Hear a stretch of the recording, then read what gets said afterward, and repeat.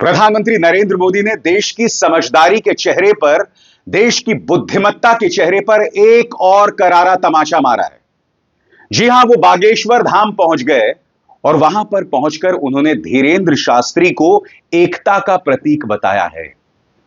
प्रधानमंत्री, आप भूल गए इस व्यक्ति ने क्या कहा था?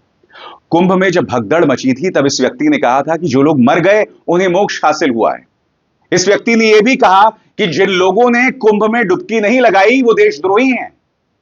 यह व्यक्ति आए दिन विवादास्पद बयान देता रहता है। प्रधानमंत्री, आपने तो संविधान की शपथ ली है ना?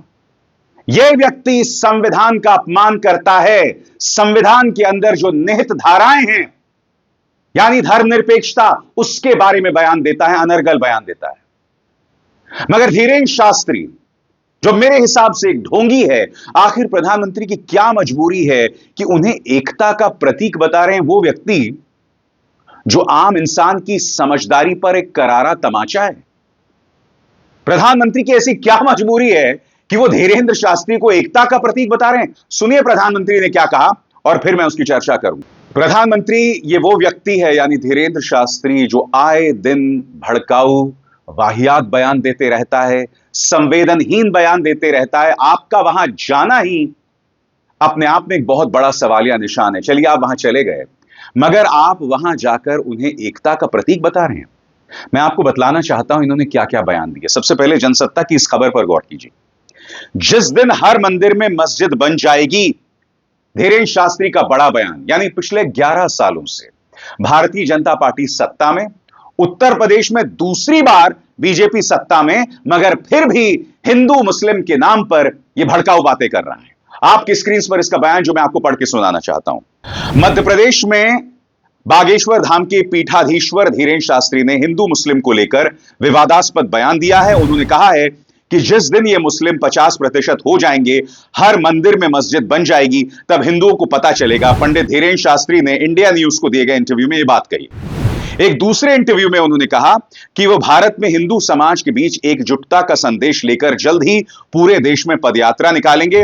उन्होंने कहा, भारत को एक करने के लिए जाति पात, भेदभाव, छुआछूत, ऊंच नीच, अगड़े और पिछड़े की लड़ाई को मिटाने के लिए मैं पदयात्रा करने वाला हूं। मगर जब महाकुंभ में गरीब भगदड़ में मर जाता है, तब इनका संवेदनहीन बयान आता है कि जो मर गए हैं उन्हें मोक्ष हासिल हुआ है। याद है इन्होंने क्या बयान दिया था? सुनिए फिर से। धीरेंद्र शास्त्री से सिर्फ एक बयान और जो लोग ये मानते हैं कि उन्हें मोक्ष हासिल हुआ है। सबसे बड़ी बात, इनकी मौत हुई है प्रशासनिक बदइंतजामी से, पुलिस की बदइंतजामी से। सीधा सा सवाल, बावजूद इसके इन्हें मोक्ष हासिल हुआ है। और प्रधानमंत्री नरेंद्र मोदी ऐसे व्यक्ति को जायज ठहराते हैं। यह व्यक्ति जो आए दिन मंच पर बैठकर अनर्गल बयान करते रहता है, अनर्गल बातें करते रहता है। प्रधानमंत्री की ऐसी क्या मजबूरी है? क्या मजबूरी है प्रधानमंत्री कि आप इस तरह के लोगों को बढ़ावा देते हैं चंद वोट हासिल करने के लिए?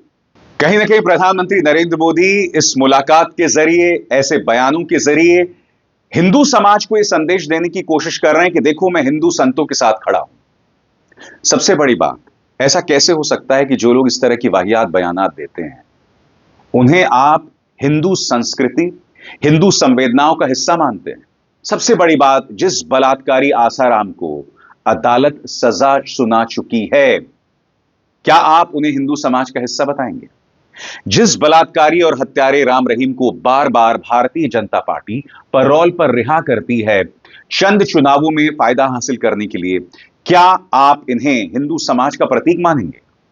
जो धीरेंद्र शास्त्री मंच पर बैठकर अंधविश्वासी बातें करता है, लोगों को भ्रमित करता है, सबसे बड़ी बात, गैर जिम्मेदाराना बातें करता है, क्या आप उसे हिंदू समाज का हिस्सा बताएंगे?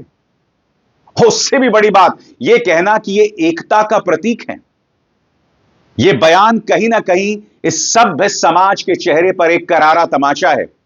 देश का प्रधानमंत्री होने के नाते आपको जिम्मेदारी भरी बातें कहनी चाहिए। और अगर देश के प्रधानमंत्री जिम्मेदारी भरी बातें नहीं करेंगे तो देश बीमार होगा। ढेरों मिसालें सामने उभर कर आ रही हैं। पिछले 48 घंटों की 2-3 मिसाल मैं आपके सामने रखना चाहता हूं। कुछ दक्षिणपंथी युवा छावा फिल्म देखते हैं। छावा फिल्म देखने के बाद दिल्ली के अकबर रोड पर यह व्यक्ति पेशाब कर रहा है। इस तस्वीर को देख रहे हैं, यह व्यक्ति पेशाब कर रहा है। आप में से जो लोग छावा देखकर आए हैं उसमें औरंगजेब के अत्याचार की मिसालें हैं। यह वही औरंगजेब है जिसने हमारे गुरु तेग बहादुर को भी टॉर्चर किया, उनके बच्चों को टॉर्चर किया और मौत के घाट उतार दिया था। वहां तक बात समझ आती है, मगर मैं समझना चाहता हूं जिस बैनर पर अकबर रोड लिखा हुआ है वहां पर पेशाब करने के क्या मायने भाई? यह बीमारी नहीं है तो क्या है, मैं समझना चाहता हूं। मैं आपसे समझना चाहता हूं सभ्य समाज का कौन सा सदस्य इस हरकत को जायज ठहराएगा? उत्तर प्रदेश की इस तस्वीर को देखिए, एक दलित की बारात जा रही थी, उसे घोड़े से उतारा जाता है, बारात में लोगों की पिटाई की जाती है। क्या यह सभ्य समाज की तस्वीर है? क्या यह बीमार देश की तस्वीर नहीं है? और जब हमारे राजनीतिक हुक्मरान आगे बढ़ने के बजाय, भविष्य का रास्ता दिखलाने के बजाय हमें पीछे ले जाएंगे, तो इसी तरह की तस्वीरें तो सामने उभर कर आएंगी ना। यही तस्वीरें आपको छत्तीसगढ़ में दिखाई देती हैं, यही तस्वीरें मध्य प्रदेश में दिखाई देती हैं, यही तस्वीरें आपको उत्तर प्रदेश में दिखाई देती हैं। इन दोनों खबरों पर गौर कीजिए जो अभी अभी मैंने आपको दिखाई हैं। यह समाज किस कदर हर गुजरते दिन के साथ बीमार होता जा रहा है, यह इसकी मिसाल है। बीमारी की एक और मिसाल, महाकुंभ में औरतों की तस्वीरें खींचकर उसे टेलीग्राम में भेजा जा रहा था और फिर अहमदाबाद पुलिस ने इन लड़कों को गिरफ्तार किया था गुजरात से। और मैं आपको बतलाना चाहता हूं जो गिरफ्तार हुए हैं हिंदू धर्म के ही हैं, क्योंकि भाजपा का प्रचार तंत्र आपको जरूर बताएगा कि जो लोग गिरफ्तार हुए हैं वो मुसलमान हैं या दूसरे धर्म के हैं। ये झूठ वो लोग आपको लगातार बतला रहे होंगे, मगर हकीकत यह है दोस्तों कि जो महिलाएं आध्यात्म के चलते, धर्म में अपने विश्वास के चलते डुबकी लगाने आई थी, उनकी तस्वीरें खींचकर टेलीग्राम में बेची जा रही थी। यह समाज बीमार नहीं तो क्या? जब नई दिल्ली रेलवे स्टेशन में भगदड़ मचती है दोस्तों, कई लोग मारे जाते हैं, तब जो रेलवे मंत्रालय है वो सोशल मीडिया प्लेटफॉर्म एक्स को फरमान जारी करता है कि तमाम वीडियोस को हटाया जाए। यानी कि आप अपनी जवाबदेही से बच जाते हैं, मगर आप क्या करते हैं? सत्य पर पर्दा डालने की कोशिश करते हैं। यह बीमारी नहीं तो क्या है, मुझे बताइए ना। कुंभ में भगदड़ मच जाती है, अब तक किसी भी जिम्मेदार पर कोई कार्रवाई नहीं की गई है, किसी भी पुलिस ऑफिसर पर कोई कार्रवाई नहीं की गई है। 17 घंटे तक मुख्यमंत्री आदित्यनाथ ने मृतकों के वजूद को स्वीकार तक नहीं किया था। अब मुझे बताइए ना दोस्तों, यह बीमारी नहीं तो क्या है? हम देख रहे हैं कि महाकुंभ में पानी की क्या हालत है, कितनी खराब हालत है पानी की दोस्तों। खुद सेंट्रल फॉर पॉल्यूशन कंट्रोल ने एनजीटी को अपनी रिपोर्ट में कहा है कि उसमें मानव मल तैर रहा है। यह रिपोर्ट मैंने आपको दिखलाई थी दोस्तों, मगर मुख्यमंत्री आदित्यनाथ सदन के अंदर खड़े होकर क्या कहते हैं? यह रिपोर्ट झूठी है और यह साजिश है। और यह रिपोर्ट किसकी है? एक केंद्र सरकार की एजेंसी की, एनजीटी, नेशनल ग्रीन ट्राइब्यूनल। मगर मुख्यमंत्री आदित्यनाथ उसे राज्य के खिलाफ, महाकुंभ के खिलाफ साजिश बता देते हैं। बताइए, यह बीमारी नहीं तो क्या है? मैंने देखा था एबीपी न्यूज के एक रिपोर्टर उसी पानी को पी रहे थे निकालकर कि देखो इसमें कोई दिक्कत नहीं है। यह मीडिया काम कर रहा है दोस्तों। यह बीमारी नहीं तो क्या है, मुझे बताइए ना। और ऐसा क्यों हो रहा है? जब सत्ता पे बैठे सबसे ताकतवर व्यक्ति मंच पर खड़े होकर अनर्गल बातें करते हैं, देश को भ्रमित करते हैं, धर्म के नाम पर आपको पीड़ित बताते हैं, तब यही तो होगा ना दोस्तों, बताइए।